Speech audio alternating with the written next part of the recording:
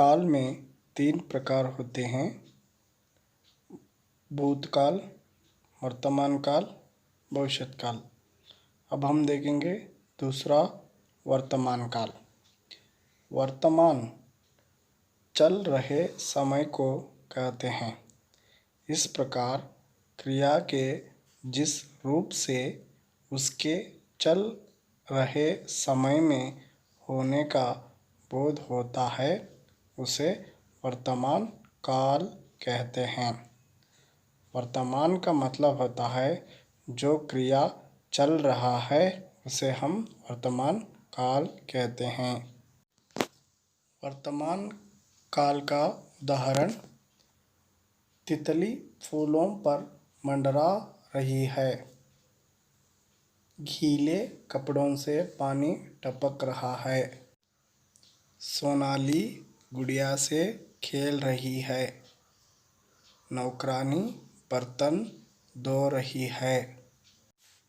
उपर्युक्त दिए गए वाक्यों में मंडरा रही है, टपक रहा है, खेल रही है, धो रही है, यहाँ पर जो क्रिया चल रही है वह क्रिया अभी खत्म नहीं हुआ है, काम चल रहा है, इसलिए यह सभी क्रियाएं वर्तमान समय में हो रहे हैं। वर्तमान काल के भेद: वर्तमान काल के तीन भेद होते हैं। पहला सामान्य वर्तमान काल, दूसरा पूर्ण वर्तमान काल, तीसरा संदिग्ध वर्तमान काल। सामान्य वर्तमान काल: सामान्य वर्तमान काल का अर्थ क्रिया के जिस रूप से उनके वर्तमान में सामान्य रूप से घटित होने का बोध हो उसे सामान्य वर्तमान काल कहते हैं।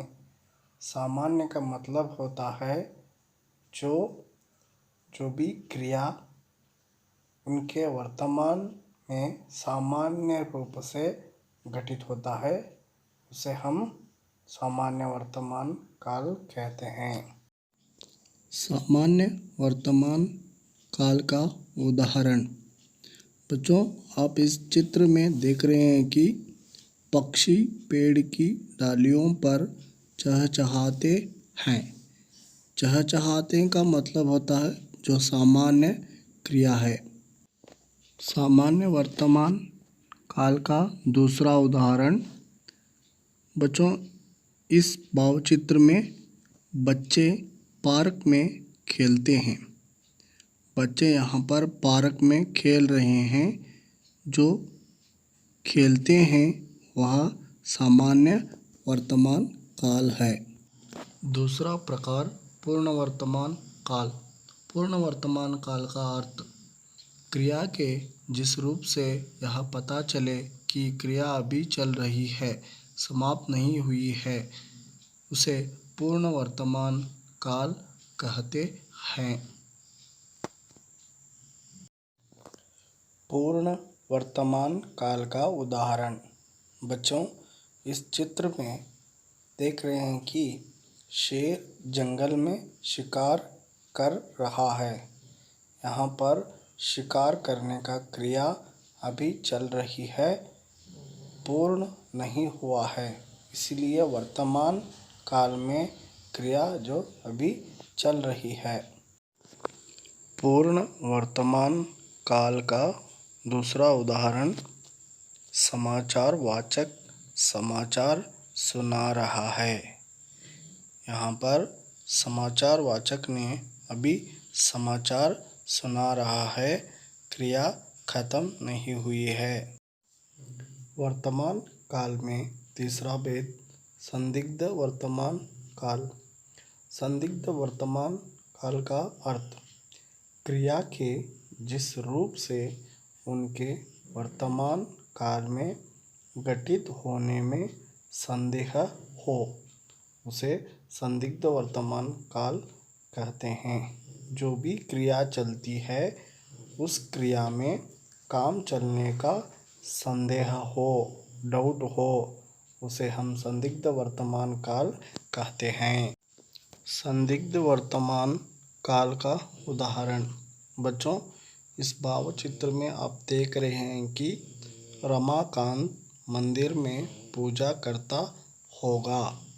यहाँ पर हम लोगों को पता चलता है कि पूजा करता होगा, करेगा या नहीं करेगा मालूम नहीं है, क्योंकि यहाँ पर संदेह उत्पत्ति होती है, इसलिए यह वाक्य संदिग्ध वर्तमान काल में है। संदिग्ध वर्तमान काल का दूसरा उदाहरण। बच्चे, इस भावचित्र में उर्वशी मंच पर नृत्य करती होगी। यहाँ पर हम लोगों को मालूम होता है कि नृत्य करती होगी, क्योंकि नृत्य करती या नहीं करती हम लोगों को संदेह उत्पत्ति होता है।